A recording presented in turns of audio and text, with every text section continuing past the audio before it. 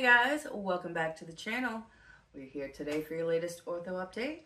And if you notice outside, the trees are budding and it is spring, which means it has been a minute since I have given you an update, and I do apologize. If you remember last time we were talking, I did give you a double update, and in one of those I was telling you we were about to have our first snow. So it has definitely been a minute. I apologize again. I did film an update for you last month and I deleted it. I'm really mad at myself. I was cleaning everything off of my phone, and every time I download, I will delete meticulously, religiously, because if I don't, then I can't remember what I've downloaded or haven't downloaded. So every time I download things, I immediately delete them off of my phone.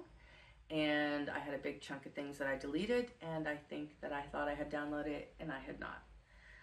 So that is a bummer. I lost that one, but get caught up and we'll be right on track. So last time I talked to you, I was telling you that I had lost the bracket on the bottom. And I was bummed because it had taken me a week to get back in and I wasn't wearing my elastic, so I was worried about that, but he was really good. He fixed it all up and I was on my merry way. Well, it's funny because I really thought in the beginning that I was going to be, a model patient. I'm a mature woman. I don't chew gum. I'm not eating sticky candy, and I do eat nuts. I won't give those up, but I'm trying not to just chomp handfuls of raw nuts. Right now I'm trying to be good about it, mostly eating them like in baked things or stuff like that.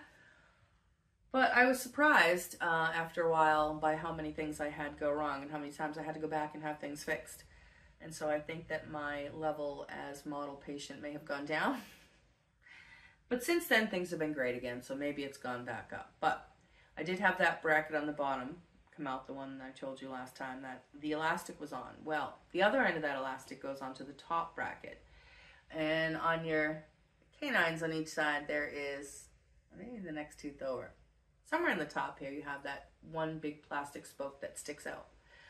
It was one of the hardest things to get used to when I first had the braces on. Between that, probably a tie between that spike off of this tooth that hits my tongue and then those two right there. But those are where the elastics go. There's not much you can do about it. Well, somewhere along the line, early on, like 4 or 5 months in, I broke part of that spoke on something. And so when I went in, she had put a wire on it in place. She wrapped the wire around the bracket because the bracket was still perfectly affixed to the tooth. It was just a piece of the spoke that sticks off that was broken.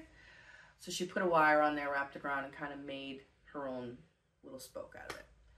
Worked really good for a long time, had no problem. Even with the elastics, when I was wearing the elastics, I was wearing them on that wire spoke, and it worked perfectly for a while.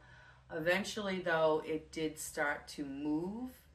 And it was like moving and wiggling for a day or two, and then the third day it had moved to the point where I could barely get the elastic on, and I knew it was going to be an issue, and I think by day 4 it came off completely.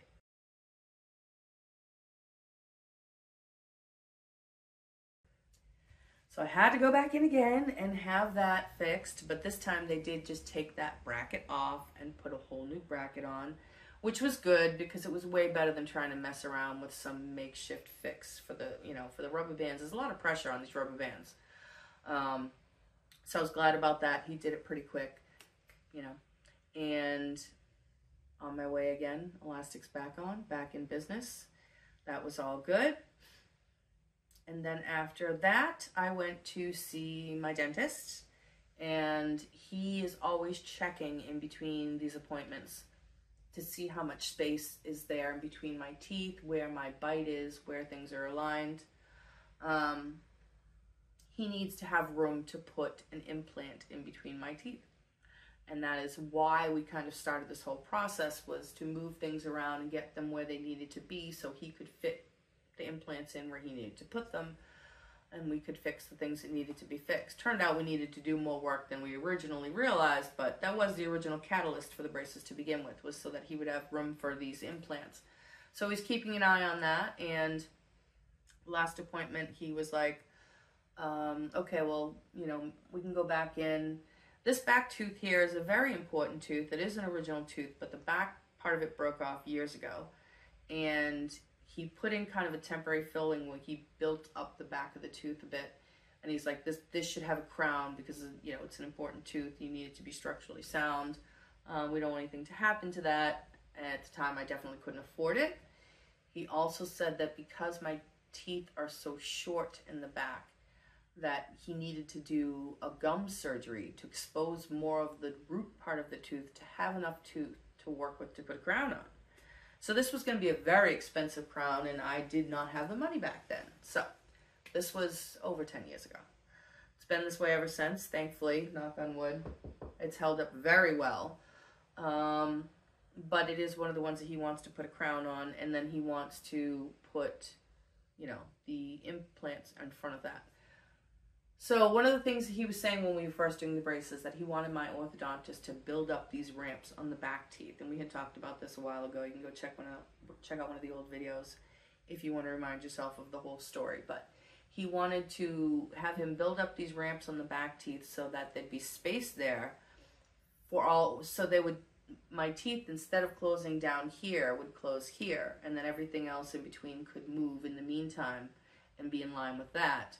And then when he put things in the back later, you know, the space would already be there.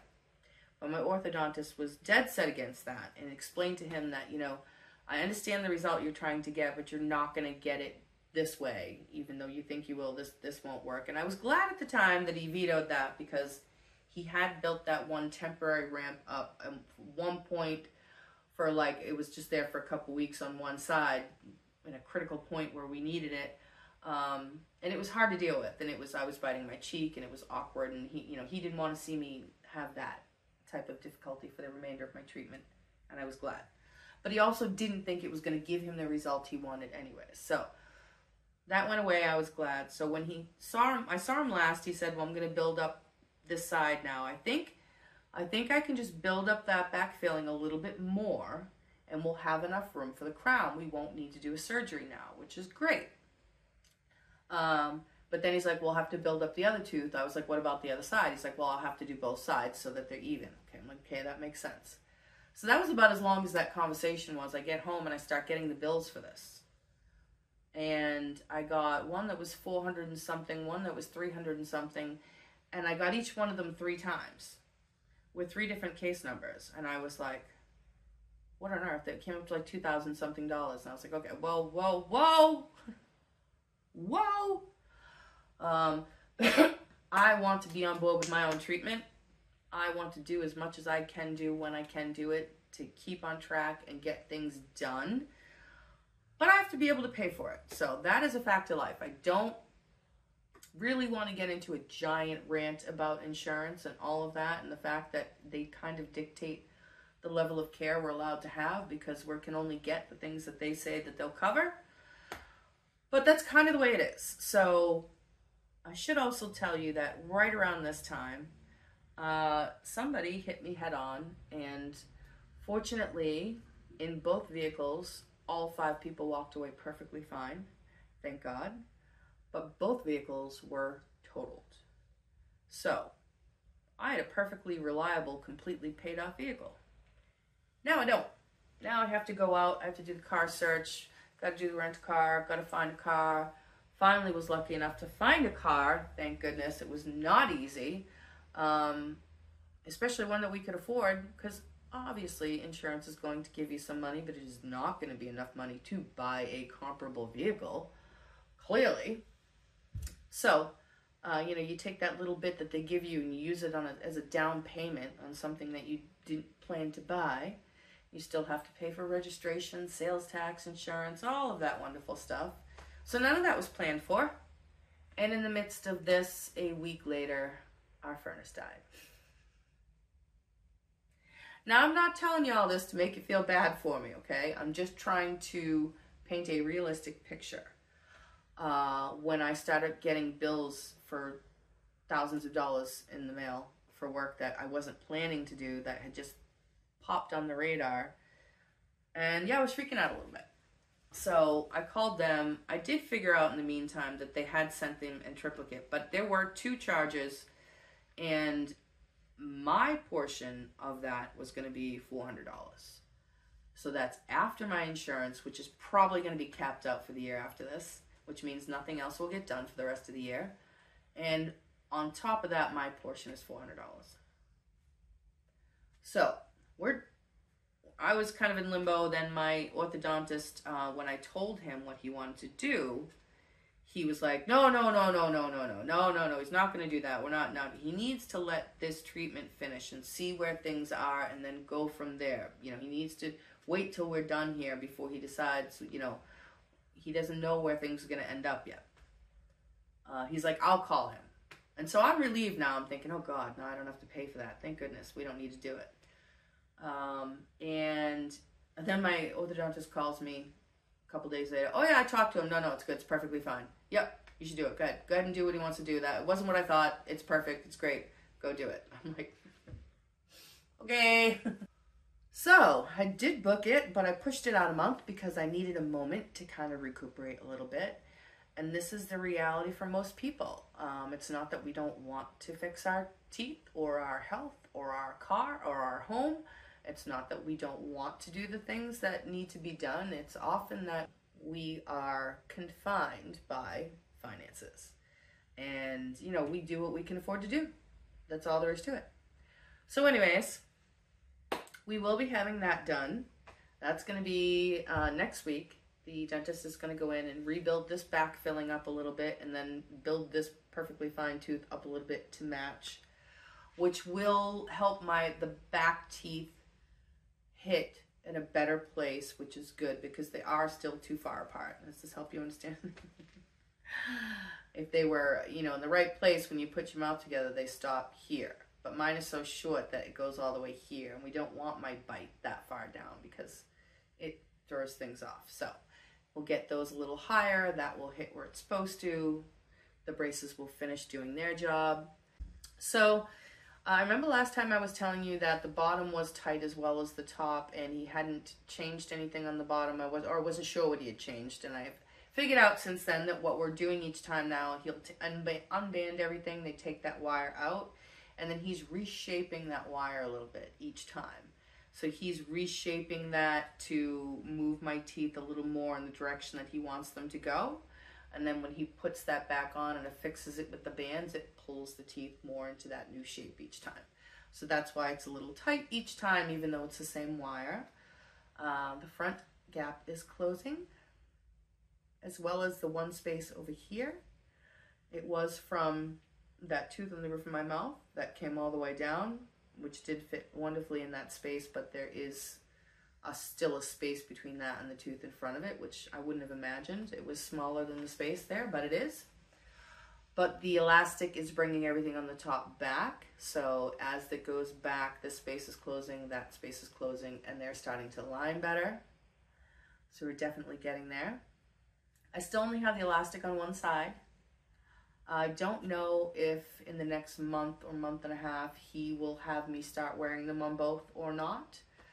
It does seem to work pretty quickly, so I wouldn't be surprised if he changed even in the end for a couple of weeks. But he may leave it just on one, I don't know. The midline was a little bit off, which is why we were pulling more to one side, but back into one side. It is closer now, but it's not perfect, so he may judge that next time, and if it is, he may go to both. We'll see. If he does, I'll let you know. But I imagine there will only be one more update, 2 at the most, but it should be 1 before we're booking when they're coming off. I do have my 25th anniversary in the beginning of June, but I think that the braces are going to come off around the 3rd week of June. I'm just guessing right now. So we're probably going to take that whole situation between all of the money we've just spent unexpectedly and the whole braces being a couple weeks right after it, and probably just move that celebration down into the fall when our birthdays are, and maybe take a nice trip then. There's just so much going on now, and there's been so much at once. It's a lot. All right, guys, I think that's it. I think that we have covered everything that you have missed officially in the past couple of months. I do apologize for the wait, but I thank those of you who are sticking around and checking out these updates, and I will keep you posted. Like I said, we're getting into the home stretch, so I hope that you have found it in some way beneficial. If you are considering this type of work yourself and possibly going down this path, I hope that it has helped you make an informed decision. There is some discomfort involved. There is some financial burden involved, but I've been of the mind the whole time that it would be an ordeal that would be worth it in the end. And so far it has lived up to the hype. It has been an ordeal, and I'm still hopeful that it will be worth it in the end. But it has definitely been doable. I do not have any regrets, but I'm still looking forward to the end. So stay tuned, guys. We're almost there. We'll see you soon.